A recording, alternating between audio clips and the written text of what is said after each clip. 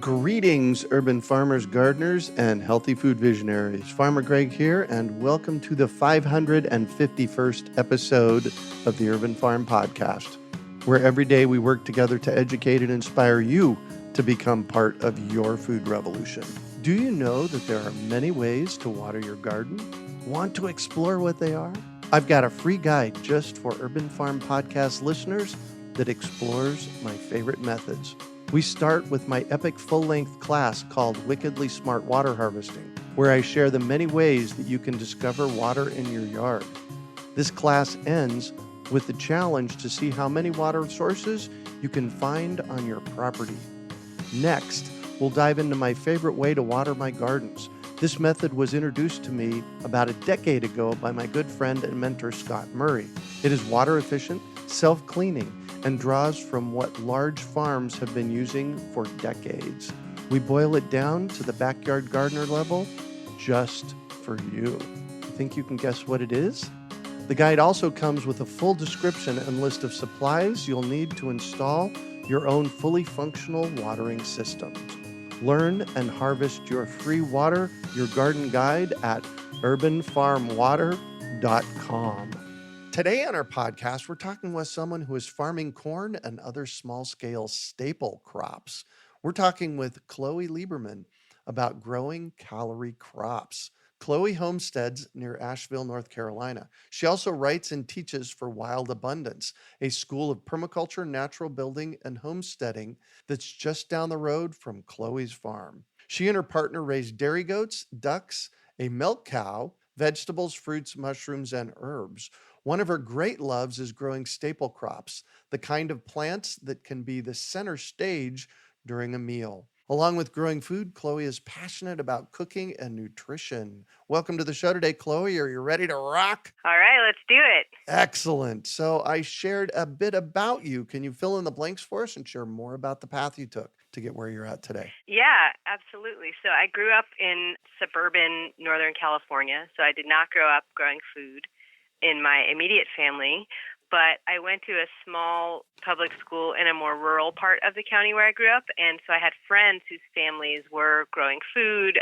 One of my best friend's moms raised dairy goats and made cheese, and I was just always really drawn to gardens and animals and farming and land-based living, and that sort of just was a continued thread as long as I can remember in my life growing up. And as a young adult, I was kind of disillusioned with high school, and I finished high school early so that I could take a year off before going to college. And during that year, I worked and saved up money, and then I traveled and woofed. So I volunteered on farms all over New Zealand. Wow. And I just when I was like 17. And then I came back and I studied agroecology and sustainable food systems at the University of California at Santa Cruz. So the growing food has been a thread that has just been through in my life the whole time. And in particular, the intersection between, like you said in my bio, I'm really passionate about nutrition and cooking and eating and sharing food. And so just those intersections between food and food plants and animals as these elements of the natural non-human world that we interact with every day, and then as central elements in our interactions as humans and as communities. And so when I was from the time I was a young child, I got really interested in like animal rights and activism around how particularly animals when I was a younger person, how we treat the animal as a culture, how we treat the animals who provide our food during their lives. And I was just saddened as a 7.5-year-old to learn about factory farming and to learn how we treated those animals. And it just didn't make any sense to me. And I became an activist and a vegetarian at the age of 8. And that was also has been a theme through my life. But when I was in college, I did a lot of work with a nonprofit that was based at the university there called the Community Agroecology Network. And what they focus on is the relationship between transitioning to organic and more sustainable practices and fair trade arrangements and direct trade arrangements. So how the economics of food can have a huge impact on the farming practices and the ecological impact. And so kind of that bigger food system approach and food justice approach was really grabbed me at that time in my life. And so as a result of that, I ended up doing an internship for 3 months down in Costa Rica with a coffee farming co-op and a sort of a subgroup of the co-op that was transitioning to organic practices and working with the community agroecology network to sell their coffee in a direct trade model. So more of the actual income from the coffee, because coffee is a pretty high value crop. Right. But most of that gets lost in the process of bringing it from the tropical world where it grows well to the temperate world, the U.S. and Europe in particular, where a lot of it is consumed. So the model that we were exploring was a more direct trade model where more of that money was going into the hands of the farmers and helping them to transition away from chemical fungicides and other toxic substances that were hurting them physically and obviously hurting the land where they're growing. So through that experience, I sort of fell in love. I learned how to speak Spanish, and I fell in love with Central American culture and got to see a lot of subsistence farms and meet a lot of incredible farmers and just sort of became smitten with corn in particular and beans and squash and just folks growing the staple crops, the basis of their diets, not just the garnish or the salad, which a lot of gardeners up here, that's kind of what they focus on, and which is awesome. But just the idea that we could have this direct relationship with our main calorie crops was really inspiring to me. And then, just looking at more land-based cultures around the world, including older European and North American cultures, before sort of the modern age of the grocery store culture, everybody had direct relationships with not just their salad and garnishes, but the staple crops, the main calorie foods that nourish them. And so, that's just been a passion of mine, and I've explored it in lots of ways. And then 7 years ago, I ended up here in North Carolina and had the good fortune and blessing of being able to purchase my own farm with my partner. And part of what brought us together was this curiosity of what it would actually take to grow all our own food. And in particular, one of our early goals was to grow enough corn to eat tacos as many days of the week all year as we wanted to. So tacos were a motivating factor for me. Well, that's what food does to us. So I want to actually go back and explore something, because for me, I'm 59 years old, and I knew very early in life that this is what I was supposed to be doing. And in the 70s, I was doing things like starting a business where I'd build fish ponds for people to grow food in their backyards and writing papers on how we were overfishing the oceans. How I came to be there, I have no idea to this day. And so I'm always curious to know how did you know that this is what you were supposed to be doing? Because it sounds like from a very early age, that's where you were. Yeah, I mean, definitely one of the entry points was just a love of food and a love of cooking. And I was really fortunate to grow up in a part of the world and grow up with the kind of socioeconomic privilege that allowed me to have access to really good quality food. My parents were kind of early adopters of, organic from the purchasing standpoint. And I lived in an area where there were small organic farms, there were farmers markets. And so my mom, who did most of the cooking and food buying, would buy good quality ingredients and I liked, snacks as a kid were like whole red bell peppers, and just delicious vegetables. And I had access to vegetables of high enough quality to really experience what they could taste like. Mm-hmm. And also my mom let me just play around in the kitchen. She let me help her and she let me make concoctions. And so that was just, I feel like I came into the world with that love of both flavor and also exploring cooking and kind of creating things out of ingredients.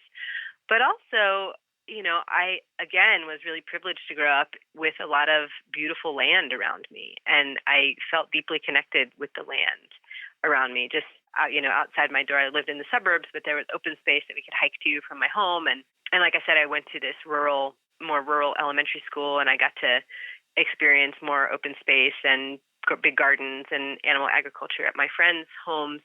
And it just was fun. I mean, it was like, started out just from a joyful place, like, oh, this is like fun and beautiful and delicious, and this is just where I want to be. It feels good. And I read probably 10 times the whole Little House on the Prairie series, which, is obviously through the perspective of white colonial settlers. So that's just one perspective on sustainable living or land-based living. But it just really the descriptions in those books of the processes of harvesting things and making things and, eating through the winter what they grew and gathered. And it just really inspired me. And then, like I said, when I was about 7.5, I actually remember this very clearly, I saw a documentary. We had an antenna, no cable, and I didn't watch a lot of television as a kid, but we got a public broadcasting channel.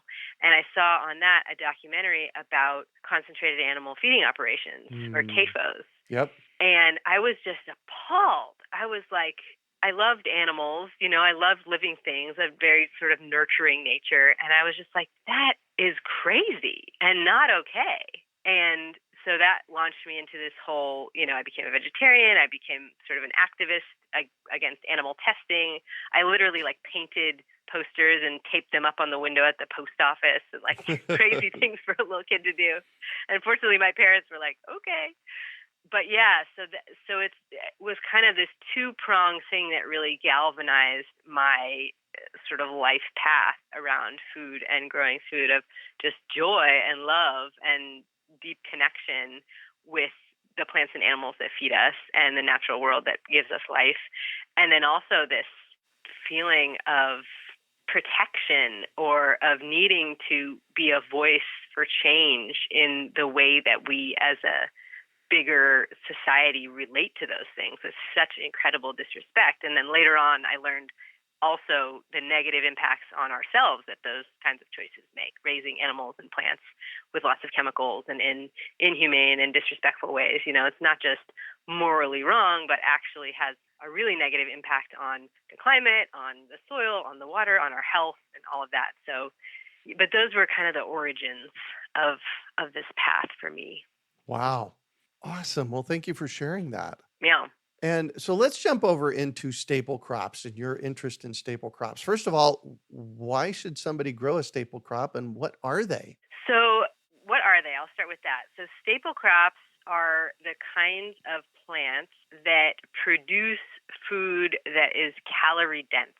So, depending on your diet and depending on the food preservation techniques that you employ, I consider in my homestead system here, I consider greens to be a staple crop because I produce a lot of greens. I dry and I blanch and freeze greens, and they are really a mainstay. They provide a significant portion of the calories and nutrition in my diet. So most people wouldn't consider greens a staple crop, but just that's kind of built into our system here. But typically staple crops are dense in calories and oftentimes can be stored for a long time. So things like corn and other grains, dry beans and dry peas, sweet potatoes, winter squash. Those are what I think of in terms of staple crops. And obviously grain is like a huge category, and different bioregions and different cultures around the world have different grains that form kind of the basis of the diet. And why we should be thinking about them? Well, I mean, because we need to eat. It's like right? a big one. Especially right now. Yeah, especially right now. I mean, those are the kinds of things that people are going and buying huge amounts of to have, in buckets or bags or jars at their home if they happen to be stuck at home and not have access to a grocery store for weeks or months at a time. Those are the things that you can store and reach to when you need to feed yourself over a period of time where you may not have access to fresh food. But also, I mean, there's that, which I think is incredibly important, just that we can actually fill out a meal. Like I said, not just grow the garnish and the salad and the sauce, but grow the actual, the tortilla that you put the taco in, or the rice that you put the veggies on top of, or whatever it happens to be. But also because when we go to the store, with rice, there's usually several varieties. At like a good health food store, you'll see basmati rice and you'll see jasmine rice, you'll see short grain and long grain. But with corn, usually you might see like white corn flour, yellow corn flour, and like polenta, and maybe some mozzarella. And the reality of corn is that it's incredibly diverse. There's so many different kinds and colors and textures and flavors of corn.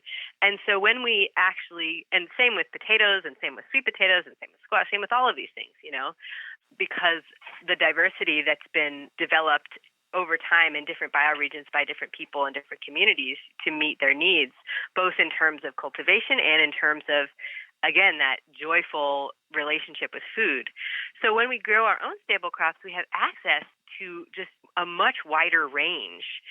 And like I said, in terms of flavor, texture, these kinds of things, and also nutrition. So I've read studies looking at the protein content of quote-unquote heirloom corns, which we can get into what that means. It's kind of a broad term. And they can be as much as twice as high as the protein content of your kind of standard commercial dent corn. So when we start engaging with these, I know, it's incredible. And that's not even getting into the flavor. I mean, the flavor is like a whole different world. Yeah. So those are the reasons why, those are some of the reasons. And then the final one I would mention is just, I feel like a huge benefit of growing our own food is having a relationship with those plants. And so if we go to the store and buy, pack of 100 tortillas for like $7 or whatever crazy price we pay for prepackaged tortillas, we only have a relationship with the tortilla.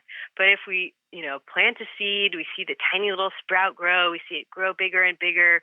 We watch the tassels swaying in the breeze as the wind carries the pollen and pollinates the young ears, and the ears swell up and become fat, and then they go through the milky stage and they dry down and we harvest them. Like when we eat that tortilla, it's like this whole experience, a holistic experience, really. And whether or not we're going to grow all of our own staple crops, I believe that having that kind of relationship gives us a lot more respect for the people who are growing our staple crops and for the crops themselves. Wow. So you can actually grow corn and wheat all the way from seed to grinding mill to tortilla. Tell me about that process. Oh, yes.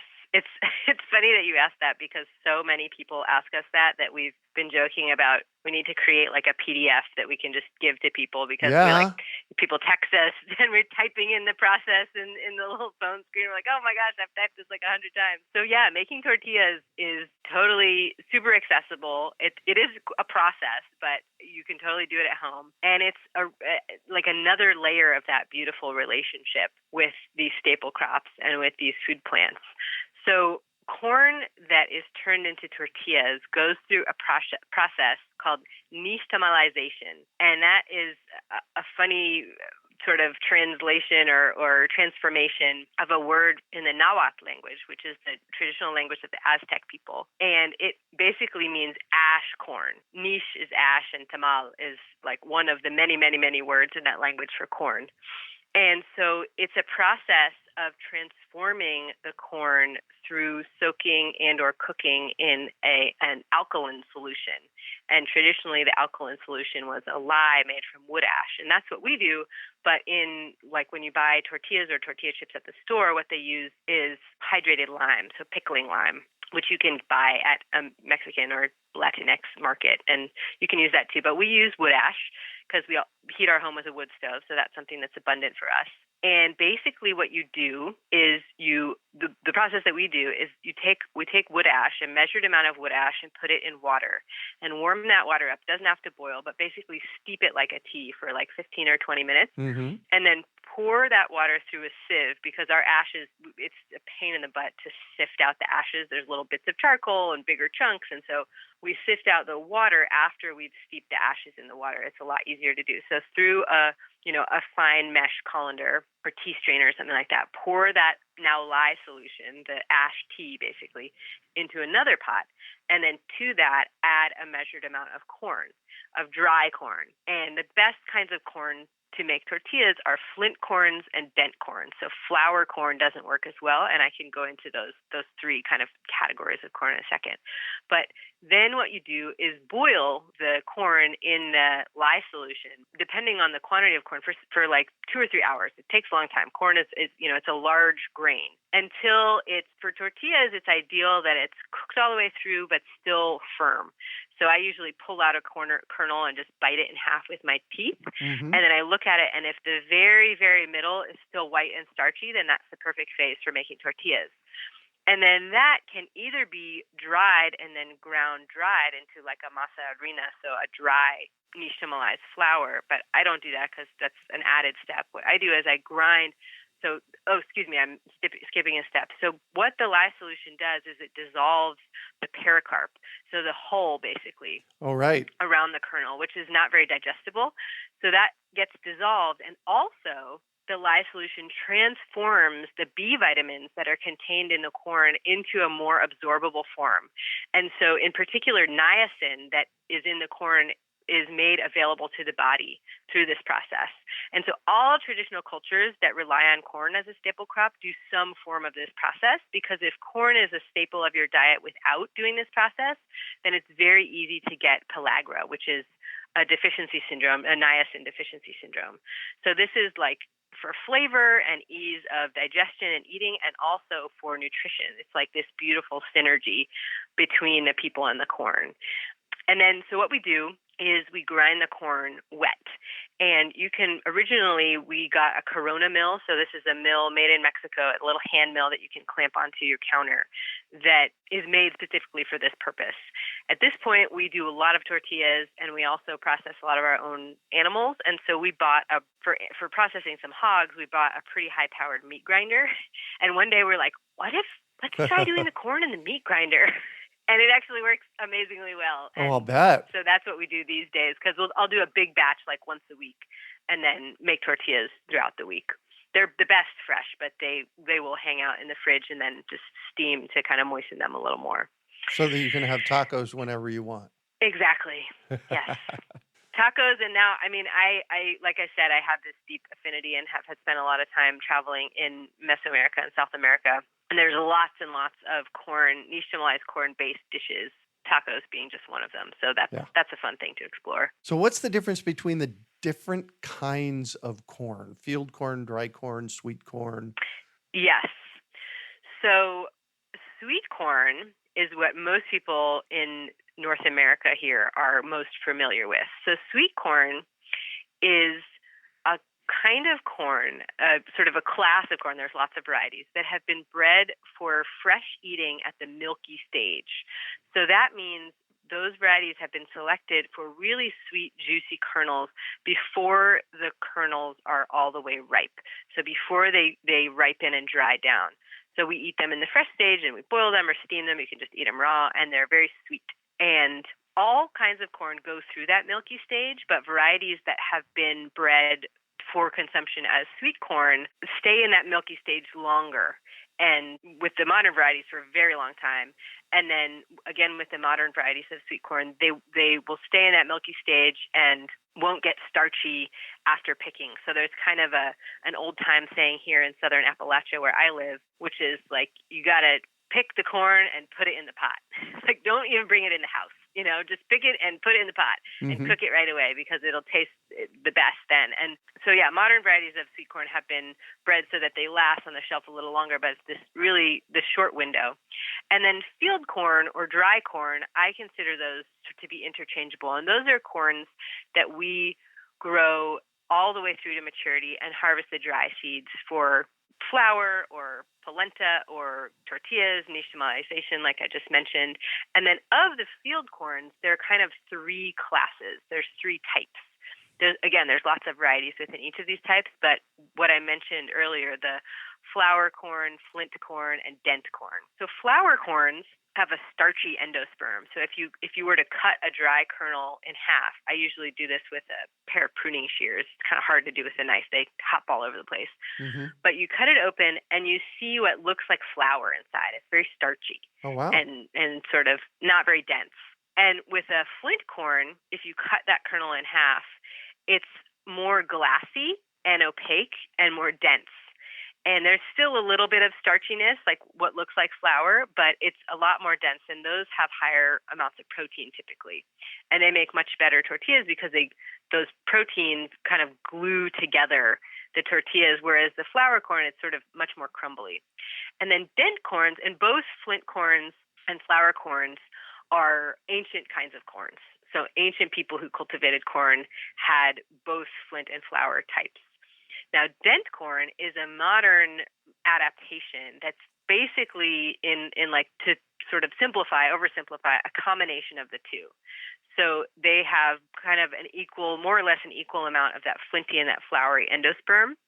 And the kernels have a little dent in the top because the flinty and flowery endosperms dry down at different rates. So they pucker a little bit. Each kernel puckers. Oh, right. And yeah, so dent corns have been around for quite a while, but they are considered more of a modern adaptation. And all of the corn that's grown in the Corn Belt for animal feed, for ethanol, for food additives, for plastics, for corn syrup, that's all dent corn. None of that is flour corn or flint corn, because dent corns on the whole yield a lot more than flour corns and flint corns.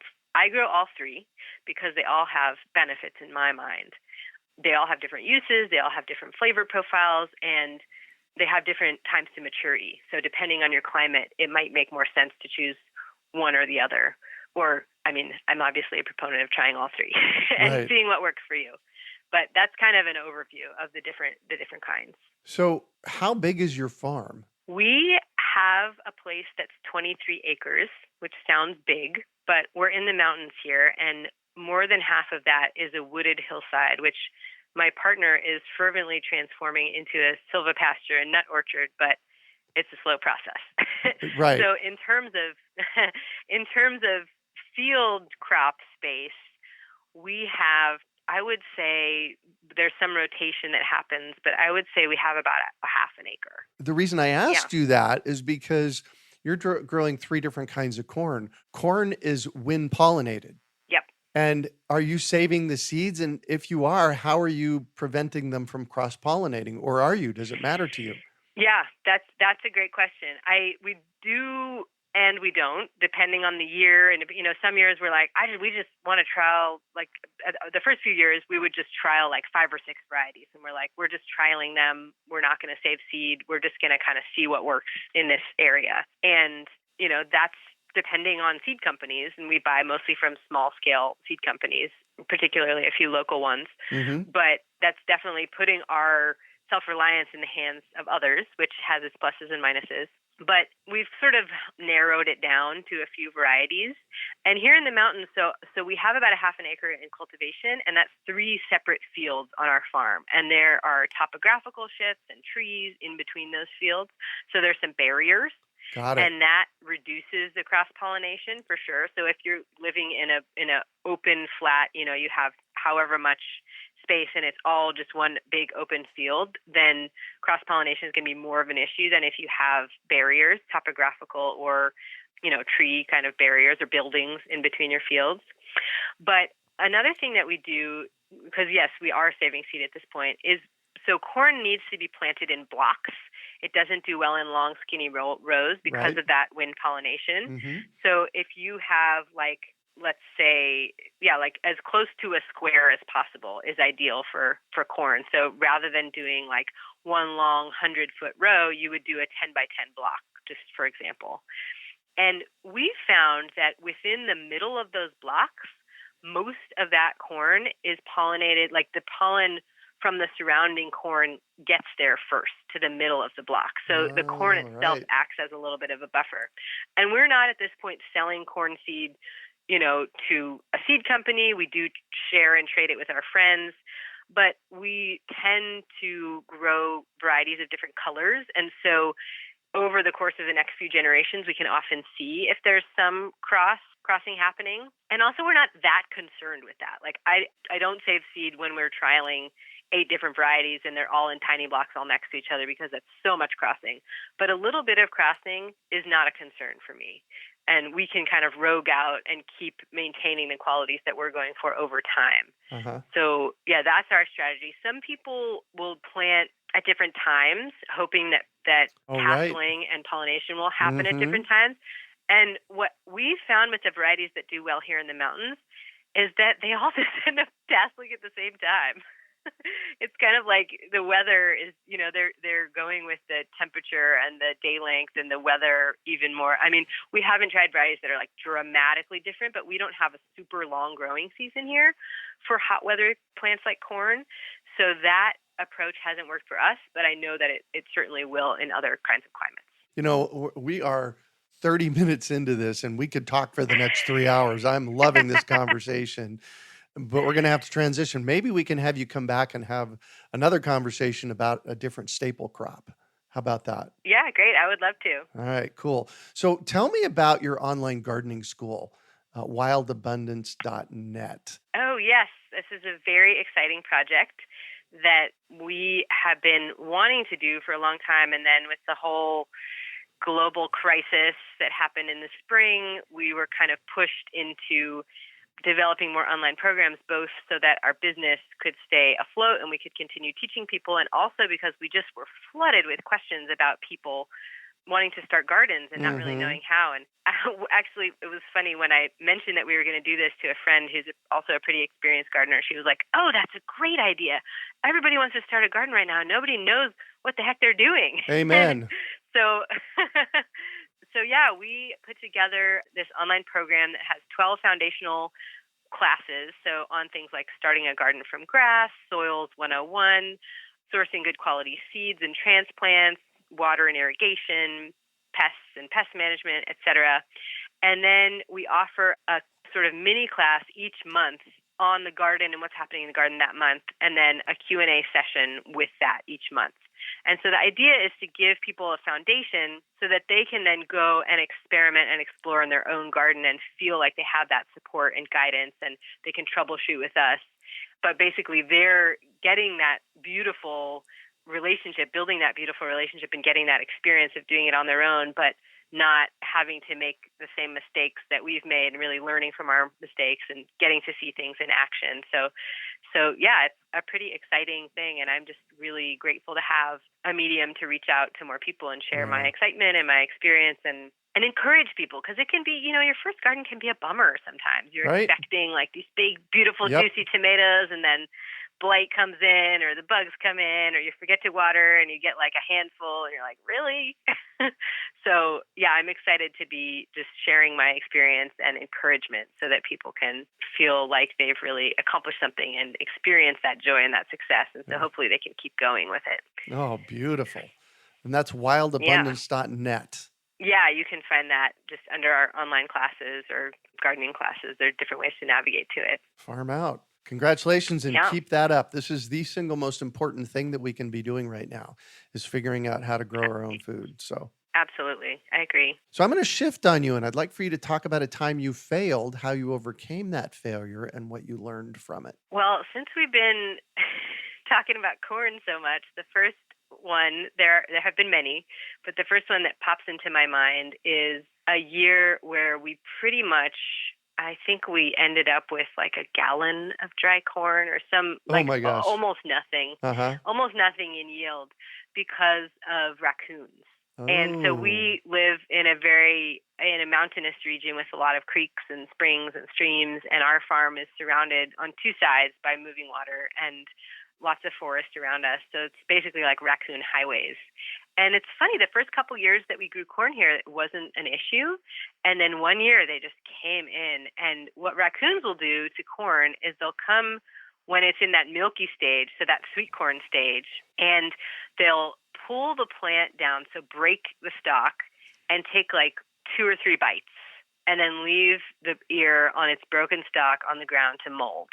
And so it's not just that they are decimating the crop. It's like they don't even, if they just ate, 1/3 of the whole yield, and I still got 2/3 that they left. But no, they take 2 or 3 bites of every single one. And so that was extremely disappointing and frustrating. But also, it was a reminder that, like, this is their home more than it's our home. Right. They have been here a lot longer than we have. And we basically were just planting corn year after year and kind of like, hey, we're just going to do this right in your backyard. And then to be surprised that they come and eat it is actually more ridiculous than right. anything. It's like, yeah, they're here too, of course. And so we, it was just a beautiful reminder of the interconnectedness of our home here and of our lives. And we made some offerings to them. We ended up, being more proactive the next year about trapping them. Hasn't been as much of a problem.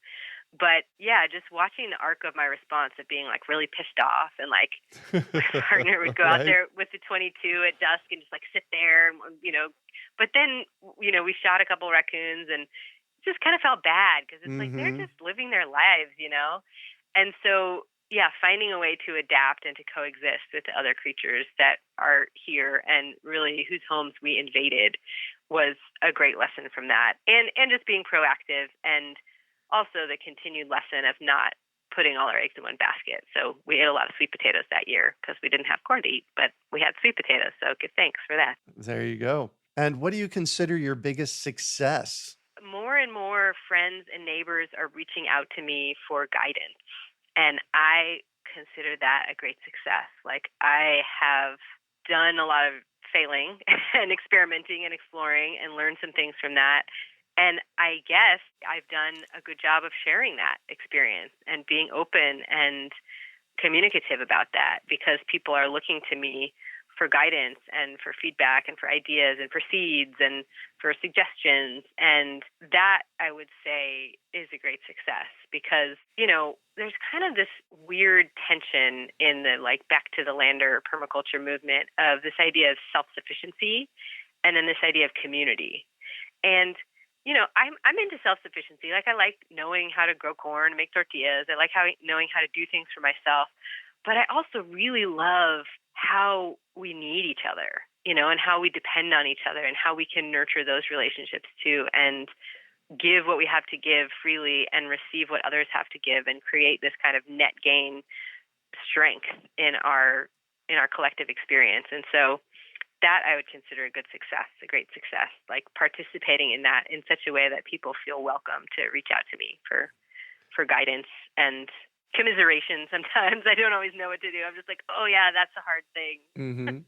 That's happened to me too.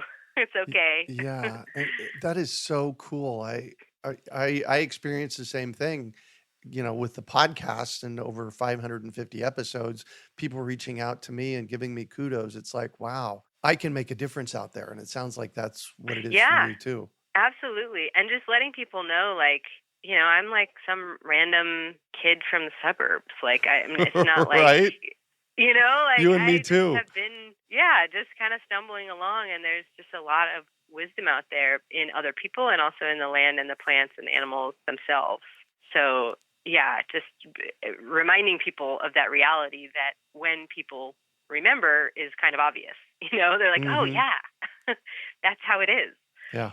Wow. And what drives you? Ultimately, I would say what drives me is the deep belief that we as humans have the capacity to live with the rest of our brothers and sisters here in the natural world in a beautiful way. And I don't see that happening on a big scale right now. It can be pretty depressing to see how humans are relating with, and even just each other, just people are not nice to each other a lot of the time and not in a place of recognition of how much generosity we receive from the earth and from other people who work hard to make our lives possible, and from plants and from animals. And so what drives me is that same thing that drove me to make those posters as a little girl against animal testing and put them at the post office. Just a sense of but if everybody just knew what was going on, they wouldn't keep making these decisions. Mm-hmm. It must be that people just don't see what's happening, And so I want to be a voice because I have that capacity. I speak English, which is in and of itself a privilege and a powerful position to be in. I'm a white person. I'm a privileged landowning person. I have this huge amount of power. And I want to wield that in a way that helps people see what I consider just the reality of what's possible. Wow. Amen to that. Well said. Thanks. If you could recommend one book for our listeners, what would it be and why? The Resilient Gardener, Food Production and Self-Reliance in Uncertain Times. And it's by an amazing woman named Carol Depp. And it's basically an exploration of her staple crops. And the 5 staple crops she covers are potatoes, corn, beans, squash, and eggs. And it's a lot more than that too, but it really walks you through the sort of garden or homestead scale production or relationship building with these crops and her experience as a a farmer growing these for a long time, and her experience as a woman in her 60s growing them. So she's she talks about things like bringing a cot out to the field when you're harvesting so that you can lay down in the middle of the day and take a rest. I'm like, yes, I love that. This is like nice. reality. Yeah. You know? But yeah, she's also a Taoist and just like an incredible kind of garden philosopher and very, very practical information, and also kind of bigger picture in ideas about how to approach gardening and food growing when we don't have all the right tools and all the right inputs and all the right, conditions, when we have to adapt to change and uncertainty. So yeah, it's a great read. I can't recommend it highly enough. Nice. And we were actually lucky enough to get her on episode 54 back in March of 2016. So if you want to hear... Oh, awesome. I'm going to go listen to that. Yeah, if you want to hear from Carol, check that podcast out.